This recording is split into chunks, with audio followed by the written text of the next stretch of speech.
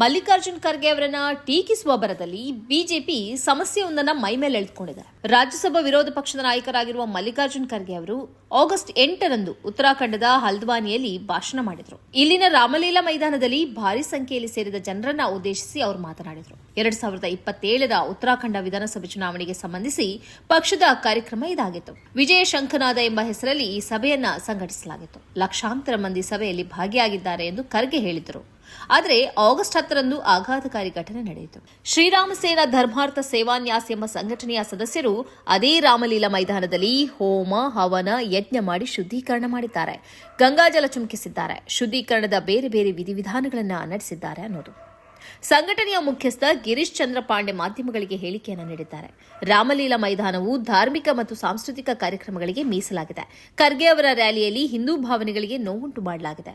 ಆರ್ಎಸ್ಎಸ್ನ ಬಗ್ಗೆ ಖರ್ಗೆ ಅವರ ಈ ಹಿಂದಿನ ಹೇಳಿಕೆಗಳು ಕೂಡ ಈ ಶುದ್ಧೀಕರಣಕ್ಕೆ ಕಾರಣವಾಗಿವೆ ಎಂದು ಅವರು ಹೇಳಿದ್ದಾರೆ. ಖರ್ಗೆ ಅವರು ದಲಿತ ಸಮುದಾಯಕ್ಕೆ ಸೇರಿರೋದ್ರಿಂದ ಈ ಶುದ್ಧೀಕರಣ ಮಾಡಿ ಅವಮಾನಿಸಲಾಗಿದೆ ಎಂದು ಉತ್ತರಾಖಂಡದ ಕಾಂಗ್ರೆಸ್ ಅಧ್ಯಕ್ಷ ಗಣೇಶ್ ಗೋದಿಯಾಲ್ ಹೇಳಿದ್ದಾರೆ. ಪೊಲೀಸರು ಯಾವ ಕ್ರಮವನ್ನ ಕೈಗೊಳ್ಳದಿರುವುದನ್ನು ಅವರು ಟೀಕಿಸಿದರಲ್ಲದೆ ಉತ್ತರಾಖಂಡ ಸರ್ಕಾರ ಇದಕ್ಕೆ ಹೊಣೆ ಅಂತ ಹೇಳಿದ್ದಾರೆ. ಇದರ ಬೆನ್ನಿಗೆ ರಾಜ್ಯಸಭೆಯಲ್ಲಿ ಖರ್ಗೆ ಅವರು ಈ ವಿಷಯವನ್ನ ಎತ್ತಿದ್ದಾರೆ. ನಾನು ದಲಿತ, ನನ್ನನ್ನು ರಕ್ಷಿಸಿ ಎಂದು ಯಾರನ್ನೂ ಕೇಳಲ್ಲ.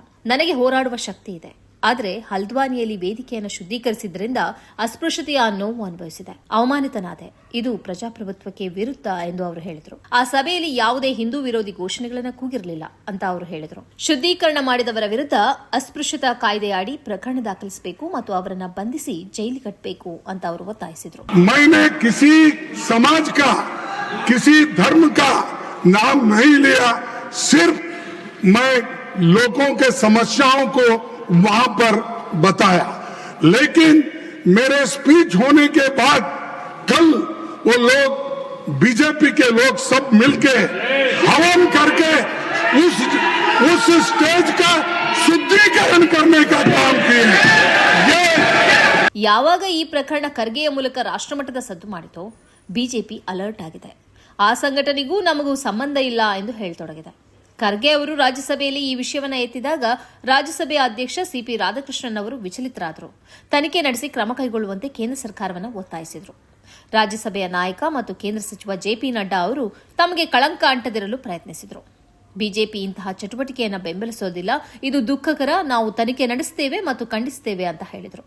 ಆದರೆ ಉತ್ತರಾಖಂಡ ಸರ್ಕಾರ ಈವರೆಗೂ ಆರೋಪಿಗಳ ಮೇಲೆ ಕ್ರಮ ಕೈಗೊಳ್ಳದಿರೋದು ಮತ್ತು ಅವರನ್ನು ಬಂಧಿಸದಿರೋದು ರಾಷ್ಟ್ರಮಟ್ಟದಲ್ಲಿ ಬಿಜೆಪಿಗೆ ಮುಜುಗರ ತರಿಸಿದೆ. ಖರ್ಗೆ ಅವರ ದಲಿತ ಹಿನ್ನೆಲೆಯ ಕಾರಣಕ್ಕಾಗಿ ಈ ಶುದ್ಧೀಕರಣ ನಡೆದಿದೆ ಎಂಬ ಭಾವನೆ ರಾಷ್ಟ್ರಮಟ್ಟದಲ್ಲಿ ಹರಡಿದೆ. ಖರ್ಗೆ ಅವರನ್ನು ಅವಮಾನಿಸಲು ಹೋದ ಗುಂಪೊಂದು ಇದೀಗ ರಾಷ್ಟ್ರಮಟ್ಟದಲ್ಲಿ ಅದರ ಪ್ರತಿಕ್ರಿಯೆಯನ್ನು ಎದುರಿಸುತ್ತಿದೆ. ಇದು ಎಲ್ಲಿ ತನಗೆ ಮುಳುವಾಗ್ತದೋ ಎಂಬ ಭೀತಿಯಲ್ಲಿ ಇದೀಗ ಬಿಜೆಪಿ ಇದೆ.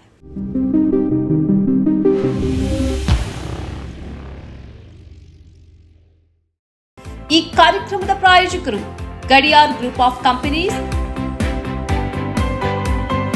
Specialised in piling and shoring, engineering consultancy, fire fighting, steel structures, real estate. Office SIT tower, silicon OSS, Dubai, UAE.